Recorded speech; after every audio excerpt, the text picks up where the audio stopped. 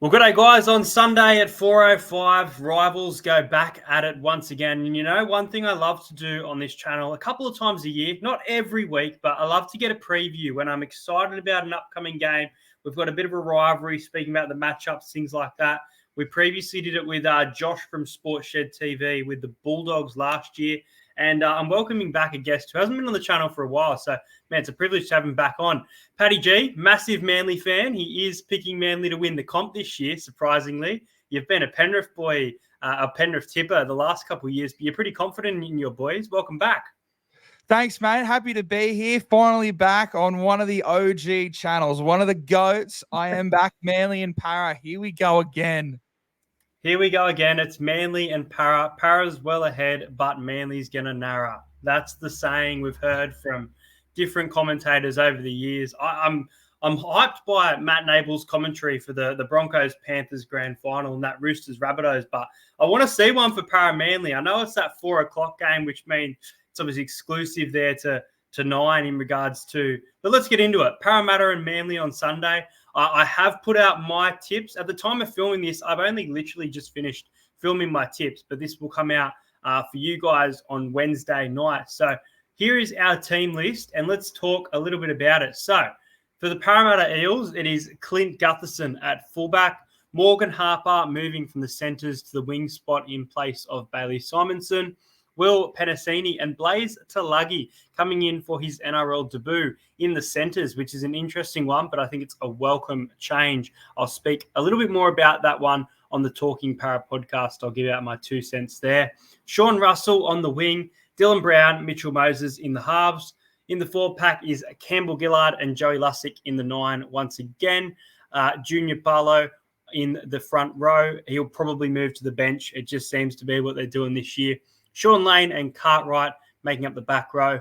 Locke, Jermaine Hopgood. And interesting, with the bench, they've gone with Luca Moretti instead of Wuramu Greg, Ryan Madison, Joe Ofahengawi, who I assume will start. And really weird because Kelma Taulagi left the game and suspected fracture. He was wearing a sling post-Penrith game, but he has been named on the interchange. So I don't know if that's mind games there. And obviously Bailey Simonson is out. Paddy, I'll let you do the honours and run through your team from 1 to 13. Yep, just the one change for us. However, Tommy Talau is named on the reserve. So Tommy Turbo, obviously the fullback. Vaiga comes in for Talau in the starting side for the moment. Kula and Garrett remain in the centres. Polo, be interesting to see whether he stays on the right wing with Saab still out. Brooks, Cherry Evans. So I'm so happy with how Brooks has gone to so far. Very early on, though, Paseka, Croker, Ally, incredible against the Chookies. Ola Kowasal, Benny Turbo keeps his spot, and so does Jake Trbojevic, obviously. On the bench, Carl Lawton, Corey Waddell, Ethan Bullymore, and returning to Parramatta, the great Nathan Brown. In the reserves, Jakey Arthur, Talau, Woods, Parker, and Gordon Chen Kumtong. Honestly, not surprising, still no signs of Josh Schuster. But, heck, this team's worked for us so far, so I can't wait to see how they go against probably the most impressive team we've faced so far. I mean, Raymond Viega's a great player, loves to hit hard. What do you think about, obviously we saw that injury to Tommy Talau, but we saw a decent game from him there against the Roosters, obviously named on the reserves. Do you think there's a chance he would play? And out of these two players, who would you probably prefer to see on that wing spot? When Saab went down, I actually thought they would go Vaiga. I personally wanted Tommy Talau. I actually thought going into the game against the Chooks that I thought they were going to do the cheeky mind games an hour before kickoff, put Talau in the centres and Garrick back to the wing. I thought Talau was very, very good. Up against Dominic Young, and I know Young had the runaway try, but outside of that, Talau really kept him quiet. It was our other edge that seemed to struggle defensively. So obviously, at this point of the year, there's no point in risking it. So I'll be very shocked if Talau does come into the side. I think he'll probably be having the week off. Vaiga, he's a good hit man. In saying that, there's just little parts of his game. Obviously, he's a rookie, but that bit in the preseason challenge where he literally just stopped and instead of getting back on side, he just waited for the forward pass to come to him. Hopefully, he doesn't do that because it's the regular season. I would go Talau, but there's no point risking him for me this early. Out of this team list for the Manly Sea Eagles, what are you most excited about? There's obviously the change there to Viega. You mentioned Nathan Brown coming back to Parramatta, who's been massive for you off the bench. Benny, who started the season really well. What for you just springs out as for this game against the Eels? That's, we'll speak about a key matchup against another player soon, but which player is just like, yes, right now? It's going to be the obvious answer because I think like everyone's talking about him, but it's Luke Brooks. I mean, there was a lot of controversy by some, not controversy, that's not the right word, but speculation by Manly fans of like, why do we get Luke Brooks? Not to toot my own farts, but I was always of the opinion that it was probably going to be a good signing, and I saw him going to halfback long term. But for the moment, the first 2 rounds, I've been very impressed by him. And what's been most impressive is that he's combining with DC and Tommy Turbo beautifully already. I think a lot of teams, especially down the bottom end of the ladder, would be jealous of how well these two have combined already. So I think he was probably close to our best play on the field against the Chookies, and he was great in round one. And he's going up against Dylan Brown this week, so I think that halves battle is going to be very fun. And it's going to be a big test for Brooksy and Cherry Evans. Mate, you've taken the words out of my mouth, so let's speak a little bit about it there. With Brooks, in week number 1 in Vegas, like I liked what I saw, but he still had some errors in his game and some moments. So I was like, oh, that's not good. But it's round 1 or round 0. You'll work off that. And man, round 2 against the Roosters, he was probably my player of the match. I thought he was absolutely outstanding. You mentioned those combinations with Cherry Evans, Travojevic, even Cooler when he was coming over that side as well. I thought it was absolutely fantastic. And the battle of the young halves who, have been in the NRL quite a few years now. Dylan Brown, obviously 5 years now. Luke Brooks, I think at least 8 years, if I'm not mistaken. So the battle of the number 6s is my key matchup. I just think like the forwards battle is decent, but I think this battle of the halves to see who kind of steps up more of that expectation of two players having a big year, trying to get Dally M points, trying to get more involved within their side as well. Who from the Parramatta team list kind of scares you the most? Is there a name you look at and you're like, we've got to go up against him this week? There always is when we play Parramatta, and it is Gutho. I would probably, and I'm, without sounding too biased, I think most people would probably agree that Turbo, when he is fit, is probably better than Gutho when they're both at their best. But Gutho obviously was moved on from Manly because of Turbo and because that was the long-term plan for him to replace Brett Stewart. But Gutho has gone there. And you could say that at Clubland, Gutho has probably had the best career so far. Obviously, Tommy had that incredible year. But Gutho, he's been to grand finals, and he's always up for this contest going up against his former club. He's the captain as well, and he's always good. I think Dylan Brown can be a bit inconsistent. Mitch Moses is pretty consistent these days. But out of your entire team, which there's been one criticism, despite how well you've gone the past 5 or so years, is that you tend to have a drop-off game. Gutho never has one. He's always probably one of the best players on the field. And while people criticize him for not having those X-factor moments, he's still good. He still nails the 3-on-2. He's got a pretty good short kicking game, and he can get a try any day, any game, on any week. He's an absolute gun. Look, a big loss there for the Seagulls at the time, but what Travojevic has been able to achieve, and obviously that Dally M to show for it as well. He's had some massive years between those two players. Travojevic almost into a grand final in 2021 as well, one game away from that, as well as Clint Gutherson in the 2022 grand final there against the Panthers. Well, let's get a little bit into the game itself and our predictions now. First thing I want to ask you, which is very early in the season to call, but Manly Seagulls have started 2-0, and obviously the Parramatta Eels and the Seagulls will play each other not once but twice this season. You're probably going to tip Manly this week because it is at Parramatta, but the Seagulls off great form. But I want to know, do you think that Manly will do this 2-0 against Para, or do you think that this might be a 1-1 situation where Parramatta might come over to Brookie and get one back? I feel like I would love it to be 2-0, and there's no lying. I've tipped Manly this week, and when they're at Brookie, I think they'll tip them again. But for me, and there was a period not like about 10 years ago where Parramatta were pretty dominant in this fixture despite them being on the bottom of the ladder. Now Para have been at the top of the ladder, and it feels like they've been going 1-for-1 the previous years. I think they went 1-for-1 last year.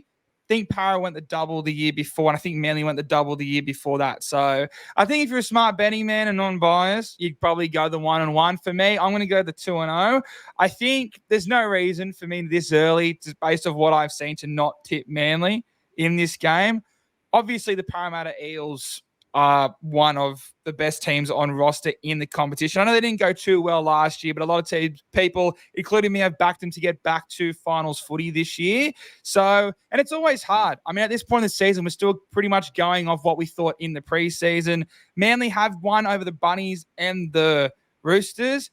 The Bunnies, I've got question marks around, whereas the Eels, they beat the Bulldogs, who are pretty much like the Bunnies, but then they went toe-to-toe with the Penrith Panthers. So it could be an absolutely incredible game. In saying that, though, I feel like, and maybe you have a different opinion, in this game, I feel like we always get the sense it's going to be close, and then one team sort of just dominates. Last year, Parramatta absolutely whipped us at Parramatta, and then in 2021, obviously, we had two pretty big wins. So that's just the vibe I get. I could be completely wrong. I hope it's a good game. Yeah, I give the edge to us because I've got no reason not to tip us at this point so early in the season.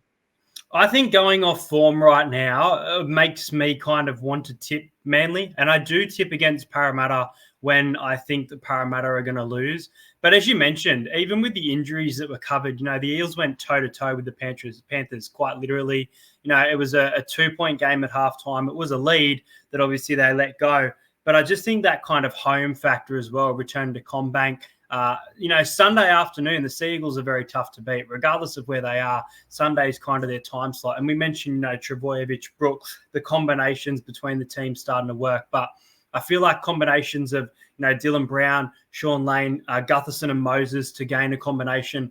The only worrying thing a little bit for Para, but it's not too worrying, it's obviously the debut of Blaze Talagi coming in for that kind of bigger game against, at the moment, one of the top sides in the Manly Seagulls, being right up there at the top of the ladder. And I mentioned, I think Cooler is such a strike weapon. So, look, if you're probably taking a try scorer, probably Cooler to score a try at any time. But, look, I think that Parramatta's defence has been really good. And that's why I think they can stop those type of, X-factor, spark, speed players from Manly. They're going to be tough to contain, mind you. But I can see our forward pack, especially players like Bryce Cartwright, and Junior Paulo coming off the bench, being able to stop those type of players, making those important tackles. You even mentioned it, Clint Gutherson with his efforts. So I'm kind of with you in regards to a bigger margin than people expect. I haven't got Parramatta 13 plus though. I have got Parramatta winning this game at home. I've gone fairly low scoring for the most part. I've gone with a scoreline of 24 points to 14 in favour of the Eels. As I mentioned, I'm going to go, I guess, Cooler to score a try at any time. And you know what? My first try scorer, it's a bit bold, but I'm actually going to go Blaze Talagi in his NRL debut. I reckon he'll get over for the first try. And yeah, I have got the Parramatta boys getting this one, bouncing back and starting the season 2-1 rather than 1-2. What are your predictions for the game? I'm actually going to go. I actually think it might be a bit high scoring. The Eels' defense was pretty good in terms of the scoreline. It still was 30 points, and obviously he did pretty well for most of the time against the Bulldogs. Our defense honestly hasn't been great. What was so good against the Roosters was dominating field possession. But two chances the Roosters got early, they did make our right side pay. So I'd be looking down that left side, especially with Brown and Gutho, for maybe an anytime try scorer for the Eels. I've got us winning 36-26. I'm going very high scoring. Fast track out there, Sunday Arvo and Parramatta. By all signs, the weather's going to be good. I just think there's so many X-factor players, and both of our edges, while yours is a bit more depleted in terms of a best 17, we're still working out combinations. Garrick's a fantastic tackler. There's a difference between a tackler and a defender, and so far you can definitely tell he's still learning how to defend at center. So I think that left side's big for Parramatta, and I do think that for an anytime try scorer, when was the last time Tommy Turbo didn't score 3 games in a row, let alone even if they lose? So I'm going to go Tommy Turbo anytime, and I've got Manly 36-26. Well, there you go. We've both got our teams winning as our tip for this one.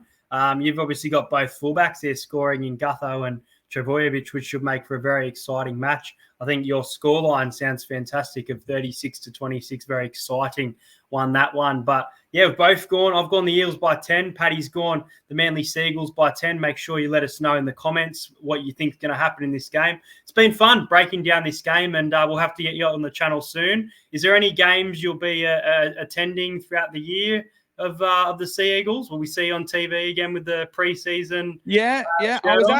I was at Brookie last Sunday. I'm pretty sure I'll be meeting up with. I don't know if you're going, but I'm pretty sure I'll try and meet up with Hainsey on Friday. Try to get down to the Bunnies and the Roosters. I think I'm going to be going Sunday too, so I'll try to catch up with you. Awesome! Yeah, I think I'll be going. No, I will be there on Sunday. Yeah, we're just deciding whether Manly section or Paris section. I want Paris section because I do like the banter, but all the others want the Manly section. But either way, I'll be sure to come catch you. Perfect. Guys, make sure you check out the Paddy G YouTube channel. It's a fantastic channel. Lots of banter, lots of great tipping videos, and obviously the king after picking the Penrith Panthers. Was it 2 years in a row or 3 years in a row? Only 2. I tipped the Raiders in 2021, and then they missed the 8 because that was sort of the last year of that little dynasty run they had. But Panthers 2 years in a row. I can't, like with the Roosters, you felt they couldn't go 3. I just can't back the Penrith Panthers to make it 4, but they've been so good and proven everyone wrong. I don't know. Well, let's do a little video on the Manly halfway point of the season. When Manly sitting at first, or whether they're sitting in 7th at the half point of the season. We'll come back and we'll speak about that. But guys, if you're new around here, make sure you do subscribe to the channel. Let us know your thoughts in the comments. I've really enjoyed having Paddy back on the channel. Looking forward to this Sunday game at 4 o'clock. Mark your calendar. Put your alarm on. Parramatta take on Manly once again. And we'll see you guys later.